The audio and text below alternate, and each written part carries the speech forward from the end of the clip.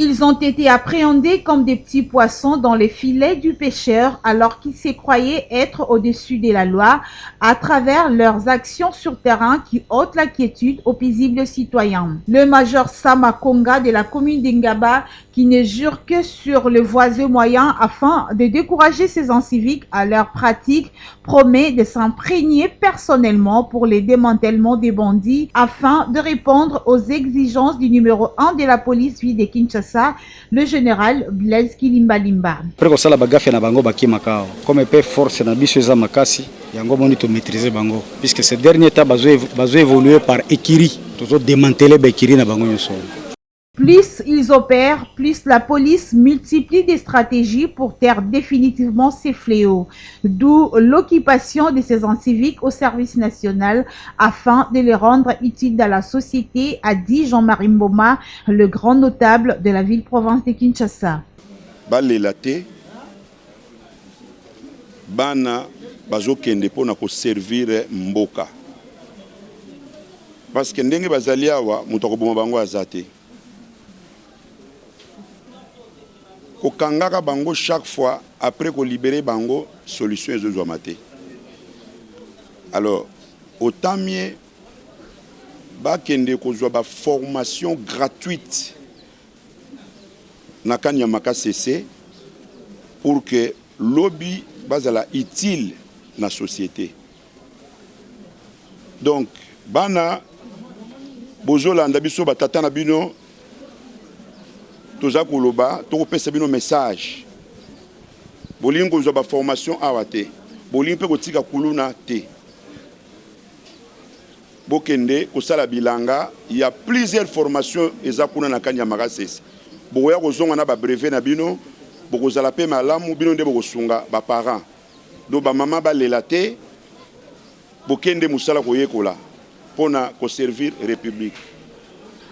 Alors pona Major Sama Konga, coup de chapeau na Major Sama Konga na équipe na ye Mobimba. Coup de chapeau encore na SD na biso Richard oyo alembaka te alalaka te na musala kitoko oyo azosala pona commune ya Ngaba. Vraiment choix ya Major Nabiso Jacques Sama Konga eza vraiment choix moko judiciaire na commune parce que depuis ya commune awa ala la gâté nyonso kobenga ye akanga téléphone te nyonso okoya na commune awa minuit 1h okuta ye azalaka na commune awa ensemble na ba collaborateurs na ye nyonso. Et pour taire définitivement cette pratique qui prend de l'ampleur au jour le jour dans la capitale congolaise, le grand notable de la ville de Kinshasa, Jean-Marie Mboma, propose ceci au nouveau vice-premier ministre, ministre de l'Intérieur, Jacquemain Chabani. Papa Aimé Francis Lolinga, que je salue en passant, bon séjour en Europe. Vraiment, makambo ya bakuluna ont contribué mingi. Je pense au créaki brigade Mobimba ya paix ya ba maître volontaire oyo lelo yo eza reconnu officiellement na République Mobimba.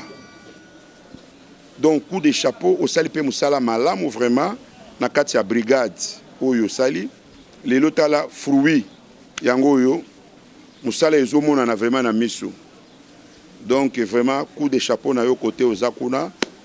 Donc là la pongi à Kimia parce que Major Jacques Sama Konga na ba na ye na SID bazali balala kate bazo sala musala kitoko. Alors toko pesa sous message na biso na mokonzi ya mboka Félix Antoine Tshisekedi Lombo na choix judiciaire oyo asali kopesa biso son excellence le VPM Jacquemain Chabani comme ministre de l'Intérieur, sécurité, décentralisation et puis affaires coutumières. Au sali choix malamu mokonzi donc yeba ke oponi vraiment homme du terrain où azali ouvrier ya première heure na lignée ya IDPS to sepeli makasi. Alors toko senga lisusu na VPM Jacquemaine Chabani ozolanda biso en direct.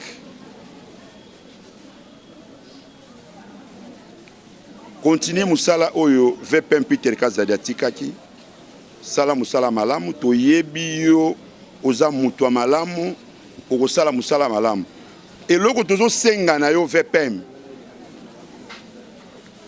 outiller la police bazana ba moyen te soki lelo na chaque commissariat chaque sous-siat bazui ne fils que ata 4 jeep na ba moto na logistique ba osa musala kitoko VPM Jacquemaine Chabani ngai en tant que notable ya Kinshasa na yo s'adresser message et pas na yo to sepeli toyoki famille biologique na yo ba boyi ko s'intégrer na makambo ya ministère de l'Intérieur, coup de chapeau. To sengi yope VPM. Zalandenge oto yebi VPM Chabani. Nalingena loba. Zala toujours mutoyo ayoka kama toyi mibale. Zala toujours homme de terrain. Kokota makambo ba libanete. Kokota pe makambo bakare miniete. Soko zana besoin ya mbongo senga mokonza mboka ba opesa yo même dotation présidentielle. Sinon te musala ya kobeba. Musala ezobeba pourquoi parce que ba libanais balinga utika ba convivialité. Ndenge ba nommé yo boy ba koyela yo mbongo pona corruption. To boyi biloko wana to lingi to kuta yo na makambo wana TVPM. Senga mokonza mboka akopesa yo dotation présidentielle pour sala musala na yo. Je pense que na lobby mingi message yo ekokomela yo. Ekokomela yo parce que nasina yebisa ki yo makambo yo. Alors message yo na lobby po mokonza mboka pe alanda yango. Mokonza mboka vraiment en tout cas coup de chapeau papa parce que lelo yo za numéro 1 oyo olingi koyoka kuluna na litoi na yote. Olingi pe koyoka insalubrité te. Gouverneur de la ville, Papa Daniel Bumba, Tala Moussala Yangoui, accompagner la police. Tosengi Susu na gouverneur de la ville de Kinshasa. Tosengi Susu na VPM. Bo soutenir commissariat provincial. Bo pesa bango ba moyen consistant. Parce que boza vraiment bosala ki choix moko ya kitoko ya kopona na tête ya ville ya Kinshasa. Général Blaise Kilimbalimba grâce ya savoir-faire na ye na professionnalisme lelo azawana. Bo pesa bango de ba moyen wana et ko permettre équitatif à niveau ya ba siat pour que bazala malam. Général Blaise Kilimbalimba coup de chapeau encore na commission otomonaki musala malamu o bosali 14e région militaire na la police pour na ko sécuriser population. Ce qui est sûr, les arrestations et déferments au service national avec le nombre augmenté des éléments de la police dans tous les points chauds, comme l'a annoncé le général Blaise Kilimbalimba, ne s'arrêteront pas aussi longtemps que ces incivils continueront à opérer. Garde donc au récalcitrant.